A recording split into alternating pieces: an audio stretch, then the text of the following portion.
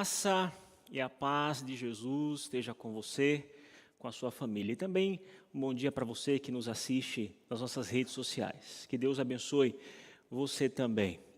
Eu quero cumprimentar aos amigos que nos assistem, aqueles que disseram que iriam clicar no link que eu mandei. Então, tem alguns amigos lá de Minas Gerais, outro do Espírito Santo, um amigo também do Mato Grosso, tem um amigo também lá do Ceará, Rio Grande do Sul. Que Deus abençoe vocês. Da Bahia também, Deus abençoe você. E aqui entre nós eu tenho um amigo pessoal, o Fernando. Faz assim com a mãozinha, Fernando, vou fazer você pagar um mico. O Fernando é um amigo, ele é um ex-aluno do Colégio Adventista da Granja Viana. Ele é o nosso irmão católico, ele é da paróquia aqui de São Jorge, não é isso? Ele é um estudante de Direito também, um ávido estudante das Escrituras. Muito obrigado pela sua presença, tá bom, Fernando? E Deus abençoe você também que nos visita também pela primeira vez, ou pela segunda vez, terceira, enfim, aqui é a sua casa, e seja muito, muito bem-vindo. Que Deus abençoe você. Pegue a sua Bíblia. Você trouxe a sua Bíblia? Abra lá na segunda carta de Paulo aos Coríntios. Segunda carta de Paulo aos Coríntios, no capítulo 1. Nós vamos ler do verso 1 ao verso 5. Segunda carta de Paulo aos Coríntios, capítulo 1, do verso 1 ao verso 5. Vamos fazer uma oração. Querido Deus, exaltado e glorificado seja o teu santo nome. Pedimos que o Senhor derrame sobre nós a unção do Espírito Santo. Queremos, ó Deus, ouvir a tua voz, falando ao nosso coração. Querido Senhor, nós reconhecemos que nós somos pecadores. Por isso agora, em nome de Jesus Cristo, nós pedimos perdão dos nossos pecados. Como cristão e como igreja. Nos purifique e nos lave, Senhor, pelo sangue de Jesus. Que o Senhor derrame sobre nós a tua misericórdia, a tua graça. Nós queremos ser impactados, Senhor, pela tua presença. Nós não queremos ser cristãos consumidores, mas cristãos adoradores. Portanto, ó Deus, toque no nosso coração. Habite no nosso coração. Seja o centro da nossa vida, Senhor. Seja o ar que respiramos, a comida que nós comemos. Seja tudo para nós, Senhor. Fale conosco. Que a tua palavra seja exaltada nessa manhã. Que o teu reino cresça nessa manhã. Que o teu nome seja santificado em nós e através de nós nessa manhã. Saiamos daqui com o teu consolo, com a tua paz. Em nome de Jesus.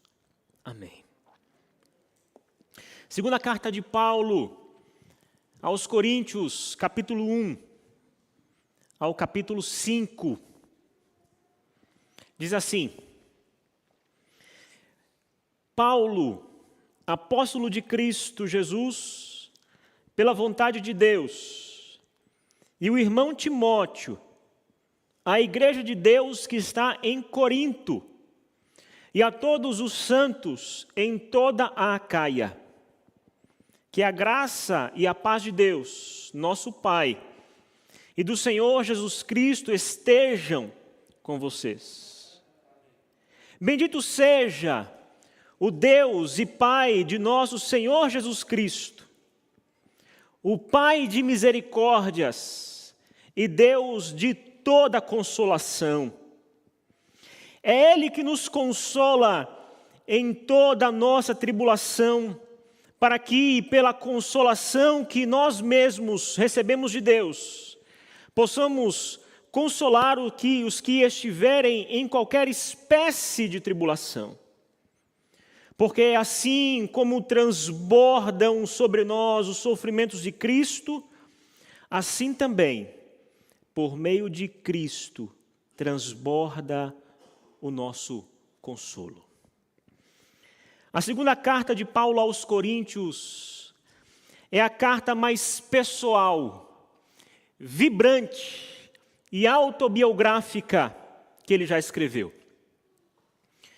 Ela muito nos ajuda a conhecer melhor a vida e o ministério do apóstolo Paulo em pontos que nem foram abordados no livro de Atos dos Apóstolos.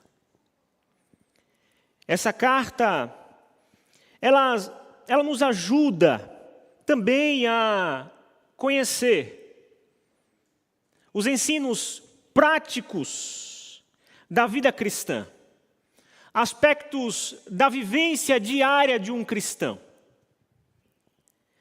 No entanto, essa carta é talvez a menos conhecida de todas as suas cartas, de todos os seus escritos inspirados. Por essa razão e para estimulá-lo a conhecer melhor essa linda carta do apóstolo Paulo, eu irei gastar aqui alguns minutos dando uma visão geral dessa carta e das circunstâncias que levaram Paulo a escrevê-la. Corinto, sem dúvida alguma, era a cidade mais importante da Grécia. Corinto era a capital de Acaia. Ali em Corinto, havia uma rota mais importante de todo o império da Grécia de leste a oeste. Corinto se destacava pelo seu comércio e também pela sua cultura. Todo o tráfico da Grécia, todo o comércio passava por Corinto. Ali em Corinto havia uma riqueza tal, uma população cultural de alto nível intelectual, que ela era muito famosa no mundo antigo. Mas Corinto também tinha uma outra cara, um lado sombrio. É bem verdade que Corinto tinha a sua reputação de prosperidade material, mas Corinto também era sinônimo de pecado e de imoralidade. A palavra corintianizar, ou do grego korintiasestai, ficou famosa, ao ponto de essa palavra entrar no idioma grego e dando uma conotação de um viver ébrio e na corrupção moral. Em Corinto, havia uma fonte do mal que era conhecida em todo o mundo civilizado. Ali em Corinto havia um cume chamado Acrópolis. E sobre esse cume, um grande templo de Afrodite, a deusa do amor, da beleza e da sexualidade. Ali naquele templo, havia 1000 sacerdotisas, meretrizes, uma palavra menos ofensiva para as crianças, 1000 meretrizes sagradas, que ao entardecer, todas elas desciam daquele templo e se ofereciam na cidade.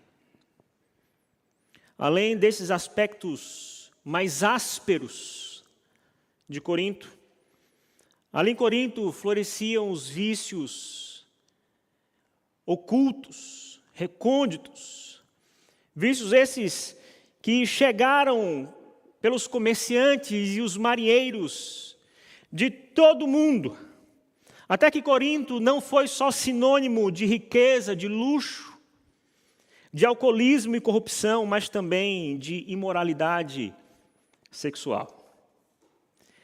Foi nessa sede do vício, no lugar menos apropriado de todo o mundo grego, que Paulo realizou uma de suas maiores obras. Foi naquele lugar onde talvez eu e você nem arriscaríamos pisar. Foi ali que Paulo obteve um dos maiores triunfos do cristianismo. Paulo chegou em Corinto em sua segunda viagem missionária, por volta do ano 51 da nossa era cristã, depois de Cristo. Se você gostaria de estudar mais um pouco sobre essa chegada de Paulo à cidade de Corinto, leia o capítulo 18 do livro de Atos dos Apóstolos. Paulo, ele fez de Corinto o seu distrito pastoral. Semana após semana, ele debatia com os judeus e pregava o evangelho, as boas novas, às pessoas que ali estavam. E ele fazia isso com grande êxito. Porém, os judeus que ali moravam eram teimosos e hostis, a tal ponto que Paulo teve que deixar a sinagoga. Após 1 ano e meio de muito trabalho, 1 ano e meio de evangelismo, muitos passaram a seguir a Jesus Cristo, e ali Paulo fundou uma comunidade religiosa, uma igreja. De modo que Paulo, ele terminou a sua tarefa. Em Corinto, ele seguiu viagem para Éfeso, agora em sua terceira viagem missionária. Paulo, ele ficou em Éfeso durante 3 anos. E nesse período, ele recebeu a notícia de que as coisas não estavam indo muito bem na sua igreja de Corinto. Ele recebe uma carta de que as coisas estavam indo muito ruins por lá. Então, Paulo, ele escreve e envia uma carta da cidade de Éfeso para Corinto. Paulo entrega essa carta na mão de Timóteo. E essa carta que Paulo envia é a carta que nós chamamos a primeira carta de Paulo aos Coríntios. Ao chegar lá com essa carta, Timóteo, ele percebe que muitos naquela igreja haviam rejeitado os ensinos de Paulo naquela carta. E muitos se rebelaram contra a sua autoridade. Então a tensão de Paulo com os cristãos daquela igreja de Corinto piora. Quando Paulo lhe recebe essa notícia, que a sua primeira carta não obteve o resultado como ele esperava, mas produziu um resultado ainda pior, ele então interrompe o seu trabalho, o seu evangelismo na cidade de Éfeso, e ele corre em direção a Corinto. Era uma caminhada a pé de 3 dias. Ao chegar ali em Corinto, ele sai de Éfeso e vai para Corinto. Paulo, ele chama essa visita de visita dolorosa. Dolorosa porque um dos líderes daquela igreja, ele aponta o dedo, enriste na face de Paulo, critica Paulo, desacredita da mensagem das boas novas de Paulo e desafia a autoridade de Paulo. E ainda mais, aquele homem, aquele líder, a Bíblia não diz o nome dele, ele ofende Paulo publicamente. Paulo chama essa visita de visita dolorosa. Então Paulo, ele volta para Éfeso. O seu fracasso, aparentemente, foi tão forte que quase destroça o coração de Paulo. Um homem que se entregou para o Evangelho, passou poucas e boas, se dedica à pregação do Evangelho àquela cidade, àquela igreja se levanta contra o seu líder. Então ele, de volta a Éfeso, ele escreve uma carta. Essa carta que o próprio apóstolo Paulo diz que foi escrita com angústia e lágrimas. Essa carta ele envia agora por meio de Tito. Paulo, então, ansioso por saber a resposta daquela carta, ele se dirige até a Macedônia. E ali ele encontra Tito, e Tito informa que a carta então produziu bons resultados. Essa segunda carta que Paulo mandou por Tito não é a segunda carta que nós temos aqui. Na verdade, essa segunda carta de Paulo aos Coríntios, como diz a nossa Bíblia, talvez seja a terceira ou até a quarta carta de Paulo. Então, Paulo feliz, porque os cristãos daquela igreja haviam reconhecido a sua arrogância, havia pedido perdão para Paulo, através de uma carta que eles mandam. Paulo então decide escrever agora uma outra carta para essa igreja de Corinto, e essa carta que nós chamamos hoje de segunda carta aos Coríntios. E essa carta que Paulo manda para eles, Paulo queria assegurar de que, apesar de tudo, toda a sua tristeza, frustração, Paulo queria deixar bem claro o seu amor e o seu compromisso para com aquela igreja. Se em 1 Coríntios, Paulo ele destelha a igreja e permite que nós a enxerguemos por dentro, todo o seu pecado, o seu problema, a sua divisão. Nesta segunda carta de Paulo que nós lemos aqui, Paulo ele abre as cortinas da sua alma, ele destranca os portais do seu coração e conta para nós os seus sentimentos mais profundos, suas lutas íntimas e o seu sofrimento atroz.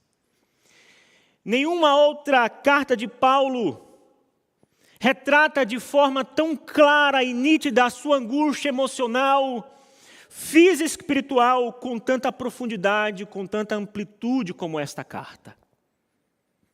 Mas apesar de suas tribulações, Paulo, ele encontra a sua fonte de consolação em Deus, o Pai das misericórdias.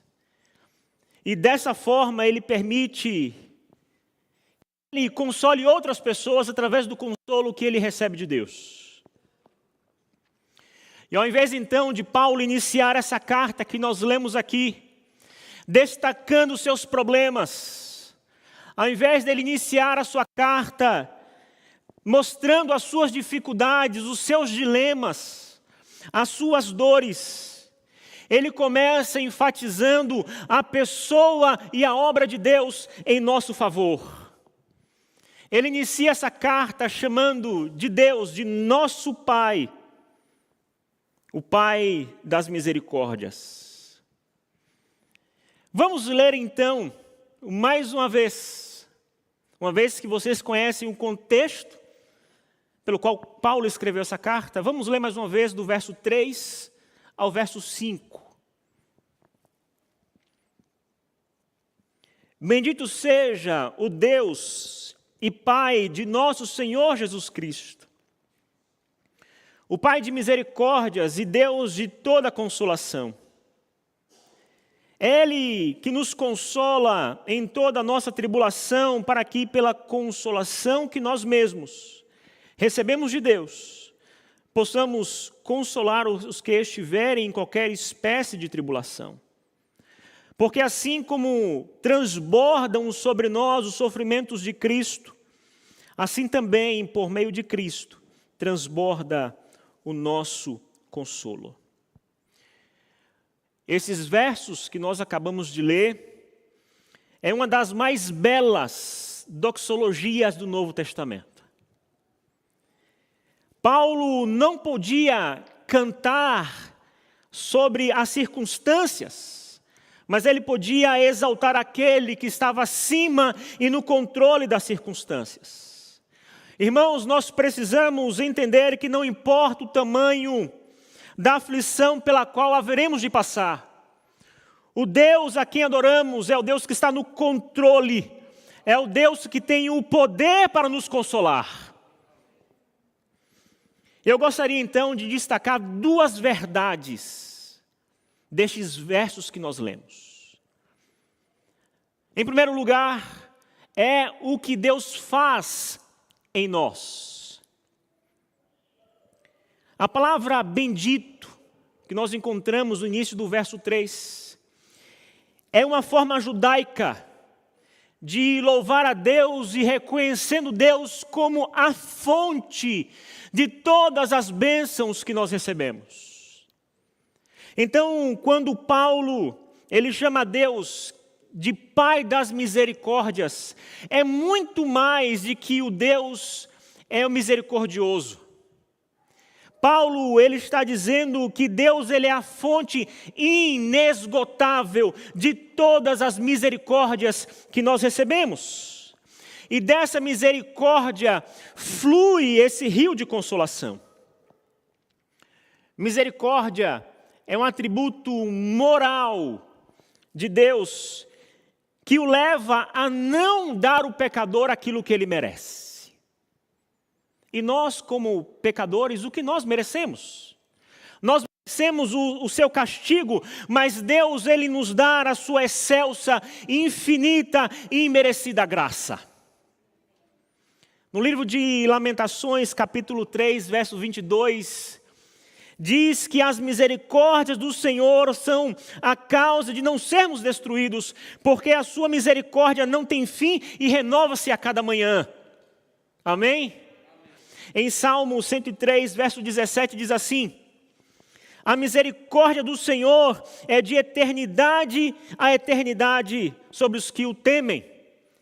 E em Salmo 108, verso 4, está escrito: porque a tua misericórdia se eleva acima dos céus, e a tua fidelidade até as nuvens. Irmãos, se nós estamos vivos hoje, se nessa manhã tivemos o que comer, tivemos onde dormir, se você está bem de saúde, se você está vivo, é porque a misericórdia do Senhor, ela é eterna, ela é infinita, ela se renovou nessa manhã e ela nos alcançou nessa manhã.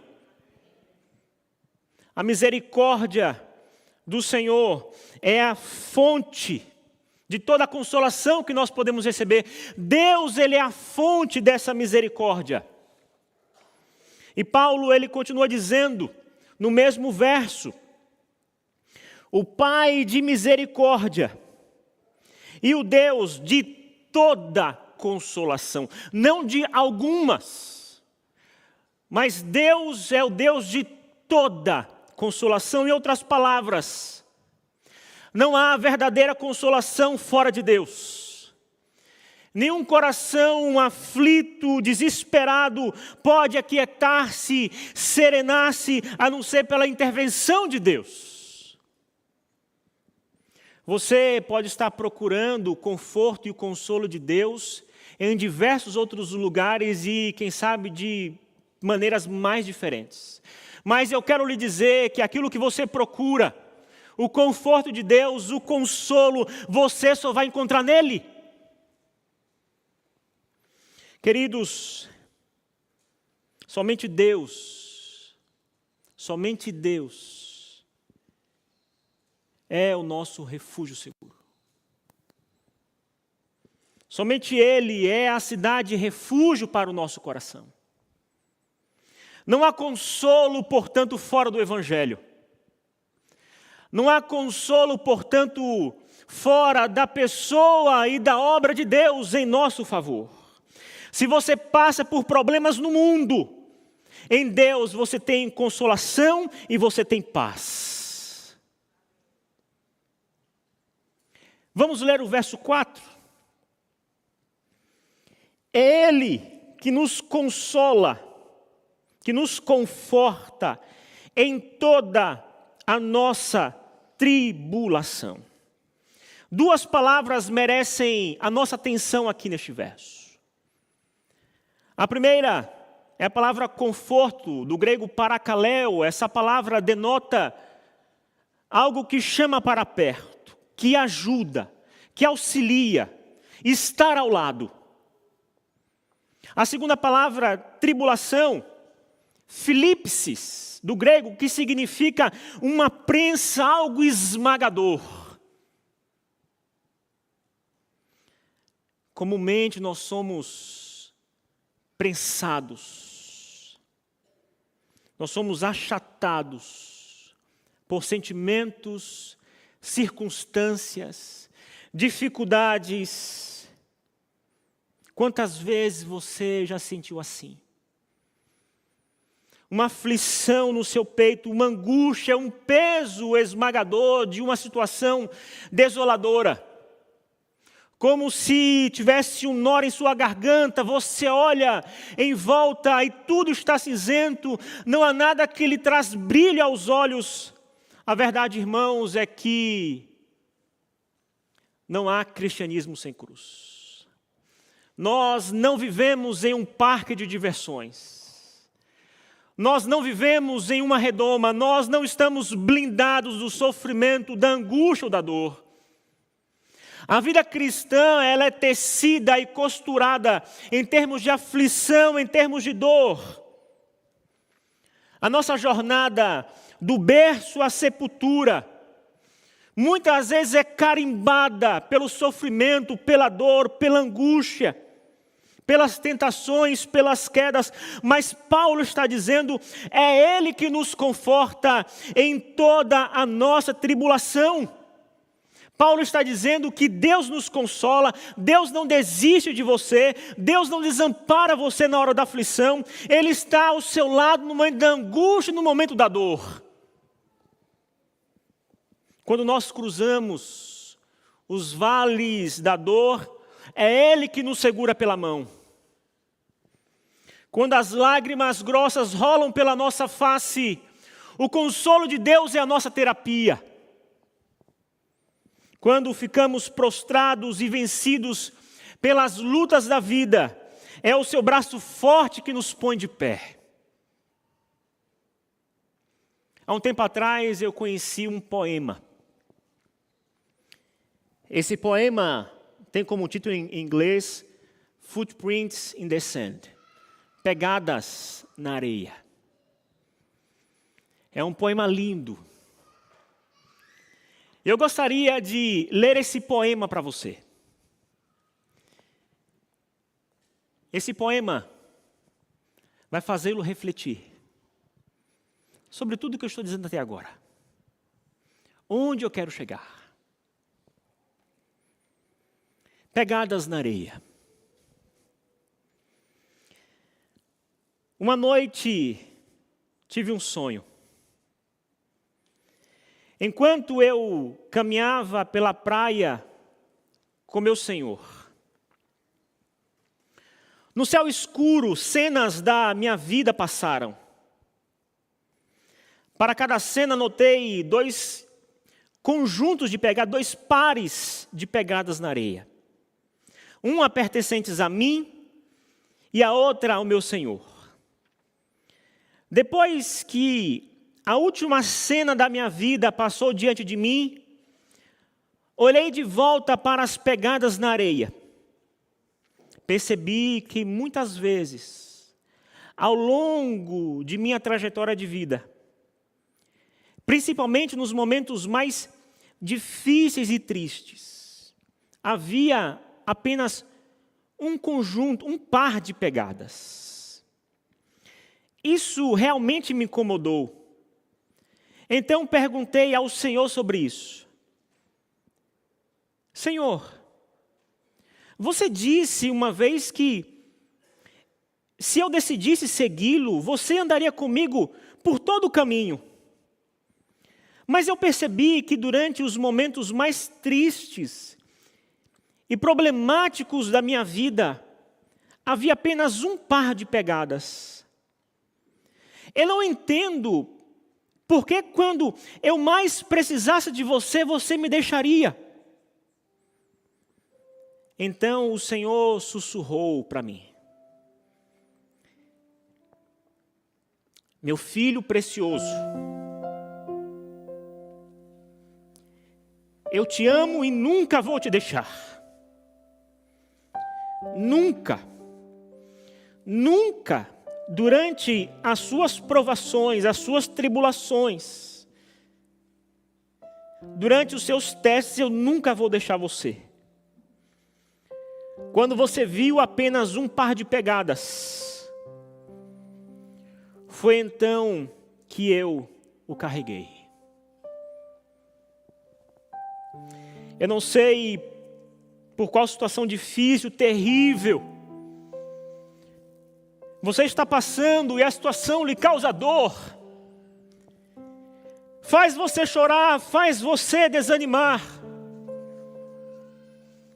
Talvez seja a perda de um ente querido,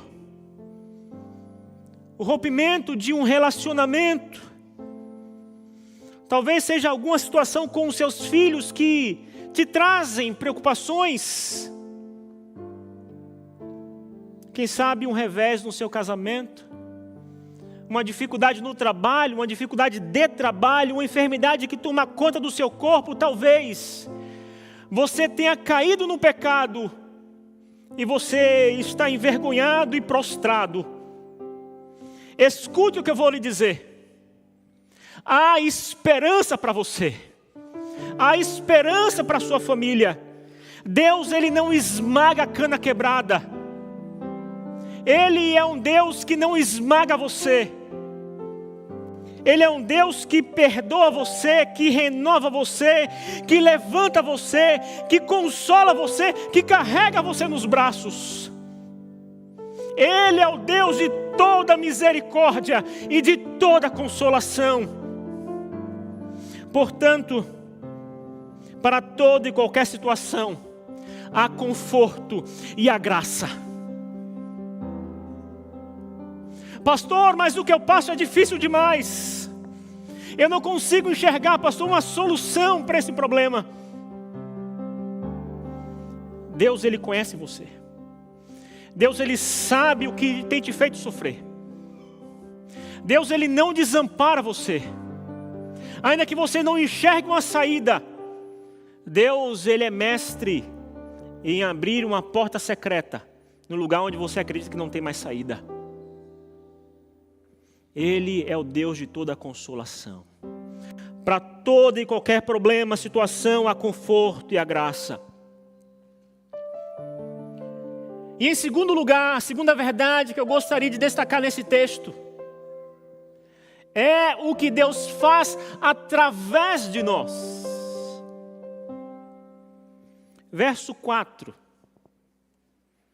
Para podermos consolar os que estiverem em qualquer angústia, com a consolação que nós mesmos somos contemplados por Deus. Antes de Deus trabalhar por meio de nós, Ele trabalha em nós. Antes de Deus nos usar, Ele nos molda. O sofrimento, queridos, é o fogo que nos depura, que nos limpa e nos fortalece. Pelo sofrimento, Deus nos leva para o deserto, mas o deserto não nos destrói. O deserto, o sofrimento, é o ensino superior do Espírito Santo, onde Deus nos treina. Nós aprendemos mais nos vales dos sofrimentos do que nos picos ensolarados das celebrações da vida. No deserto, nós aprendemos a depender mais do provedor do que da provisão. No deserto, Deus, Ele trabalha em nós, antes de trabalhar por meio de nós. Assim, quando o consolo de Deus é realizado em nós, Ele não deve parar em nós, Ele precisa ir através de nós. Você não é um reservatório de consolo, mas você é esse rio que flui desse consolo de Deus para as outras pessoas. Nós somos consolados para sermos consoladores. Nós somos abençoados por Deus para sermos abençoadores. Em outras palavras, as nossas angústias, os nossos sofrimentos, as nossas dores, eles são pedagógicos. Escute bem o que eu vou lhe dizer. Deus, Ele não desperdiça sofrimento na vida dos seus filhos. Há um propósito no sofrimento e no consolo. Deus, Ele não é sádico. Deus, Ele não tem prazer no seu sofrimento, mas Deus tem um propósito no sofrimento e no consolo. Deus, Ele espera que você seja um consolador. Deus, Ele espera que você, através das suas dificuldades, dos seus problemas, tudo isso sirva de um instrumento para você abençoar outras pessoas. Deus espera que as suas lágrimas sejam um instrumento de consolo para as outras pessoas. E aqui a sua experiência seja um motivo de encorajamento para as outras pessoas. As dificuldades que Paulo passou, e quantas foram? Aquelas dificuldades, os sofrimentos de Paulo, não foram um castigo por algo que ele havia feito, não foi. Mas o seu sofrimento, a sua angústia, foi sim uma preparação para algo que ele ainda iria fazer. Ministrar as pessoas que sofriam, consolar as pessoas que necessitavam de um consolo. Você não é como o Mar Morto, que recebe as águas do Rio Jordão e as retém somente para si. Mas você é como o Mar da Galileia, que recebe essas mesmas águas e as distribui. Enquanto o Mar Morto é um reduto de morte, o Mar da Galileia é um lugar de vida. Nós somos confortados por Deus, não para vivermos confortáveis, mas para consolar, confortar as outras pessoas. Recebemos esse conforto de Deus não apenas para o nosso alívio pessoal, mas para que possamos ajudar os outros. É bem verdade que em tempos de sofrimento, em tempos de dor, todos nós temos a tendência de pensar apenas em nós mesmos e nos esquecer dos outros. E ao invés de sermos canais, nos tornamos cisternas. No entanto, um dos motivos de passarmos por tribulações, por aflições, por angústia, é para que aprendamos a ser canais das bênçãos de Deus, para consolar e encorajar outras pessoas. Queridos, Deus sabe, Deus ouve, e Deus vê o que está passando em seu coração. Ele não está alheio às suas lágrimas. Ele sabe da sua dor. E Ele oferece para você o consolo e o conforto que somente Ele pode oferecer. O que você está passando? O que tem tirado a sua noite de sono? O seu dia de paz? Quem sabe você já fez uma oração a Deus. Deus, será que o Senhor sabe? Deus, será que o Senhor ouve? Será que o Senhor vê tudo isso que eu estou passando? Deus, Ele é o Pai de todas as misericórdias. Escute muito bem o que eu vou lhe dizer. Se você não sabe o que está acontecendo com sua vida, se a sua família tem passado por tempestades, se você tem caminhado por vales, por desertos, e você é açoitado por situações que parecem que vai desolar você, que vai acabar com você. Se você não sabe o que está acontecendo com você, uma coisa você pode saber: que Deus, Ele ama você, que Deus não desampara você, que Deus, Ele é o seu Pai, que Deus, Ele ama você, Ele cria você, Ele sabe exatamente o que você precisa. Como um Pai amoroso, Deus, Ele sabe, nos nossos momentos de angústia, nós podemos ter certeza que Ele nos chama para perto de si, nos oferece seu braço de consolo. Contudo, recebemos esse conforto de Deus não apenas para o nosso alívio pessoal, mas para que possamos ajudar alguém, consolar alguém que estão passando por dificuldades semelhantes à nossa. Vamos, portanto, irmãos, crer que Deus está ao nosso lado no momento de dor? Sim, amém? Vamos ajudar as outras pessoas, a consolá-la, a encorajá-la. Vamos fazer da nossa lágrima um instrumento de consolo para as outras pessoas? Sim. Se a sua resposta é sim, eu gostaria que você ficasse de pé.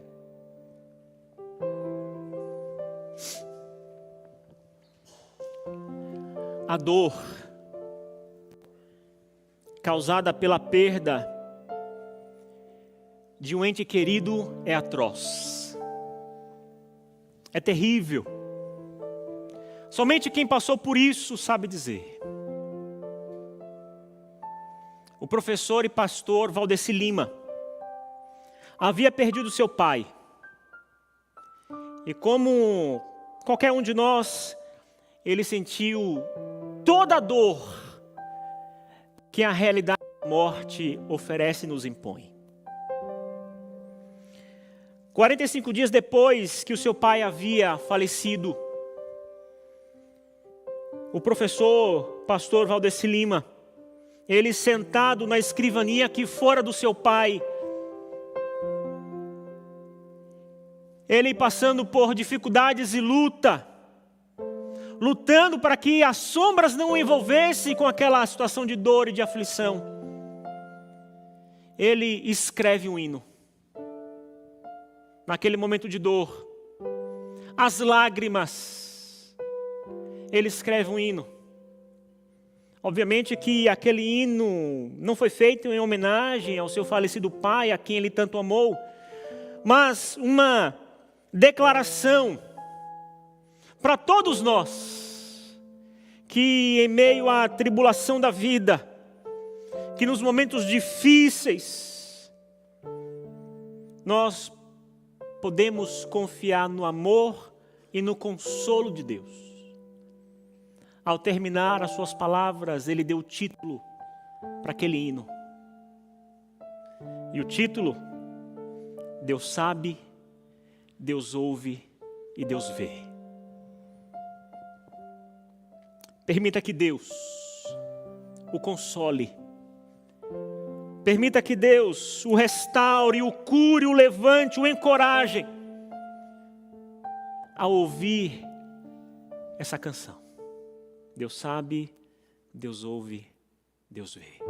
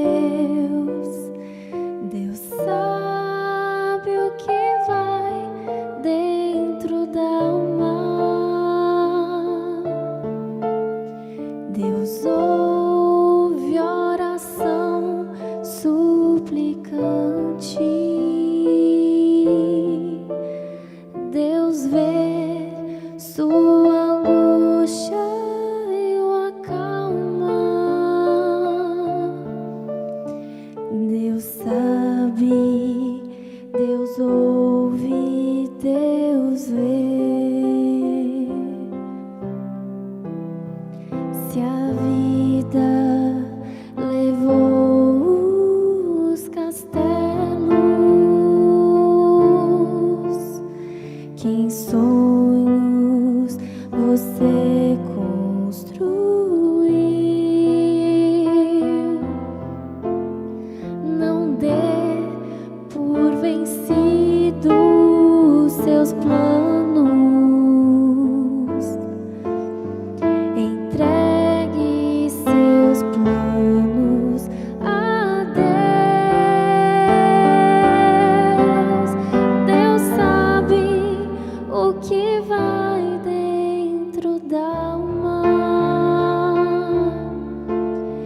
Deus ouve oração suplicante.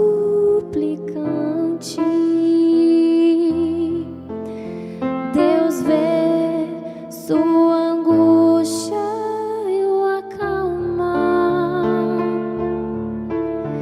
Deus faz de você um gigante. Deus sabe o que vai dentro da alma.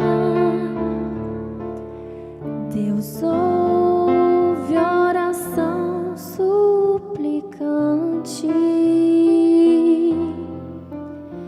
Deus vê sua angústia e o acalma. Deus sabe, Deus ouve, Deus vê. Deus sabe, Deus ouve, Deus vê.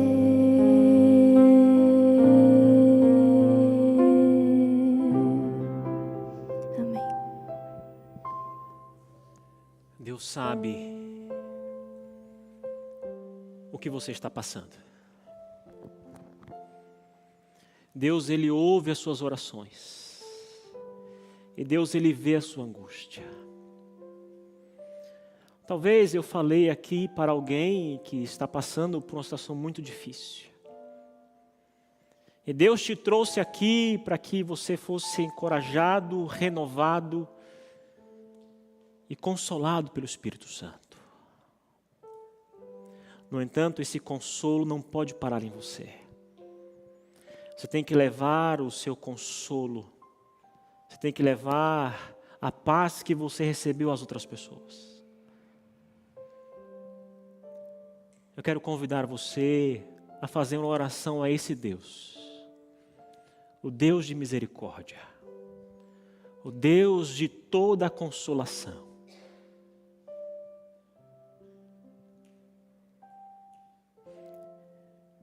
Querido Deus,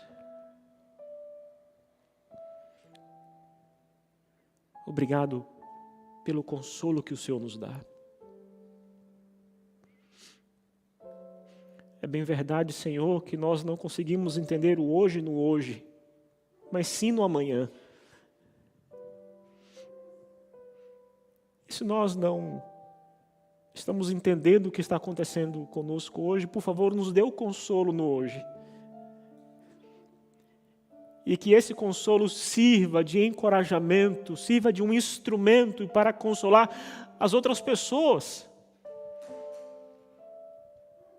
Obrigado pela Tua palavra. Nos console, nos conforte. E nós colocamos a nossa vida em Tuas mãos. Use-a como o Senhor quiser. Afinal, nós somos um vaso em Tuas mãos, Senhor. Se através do nosso sofrimento, da nossa angústia, for dar glória ao Teu nome, assim faça. Mas nós fazemos essa oração na convicção de que o Senhor nos consola, de que o Senhor nos assiste em nossas fraquezas. Nos abençoe, derrame Teu Santo Espírito sobre nós, e que saiamos daqui consolados, confortados e encorajados pela Tua presença. Em nome de Jesus, nós oramos. Amém. Que Deus o abençoe.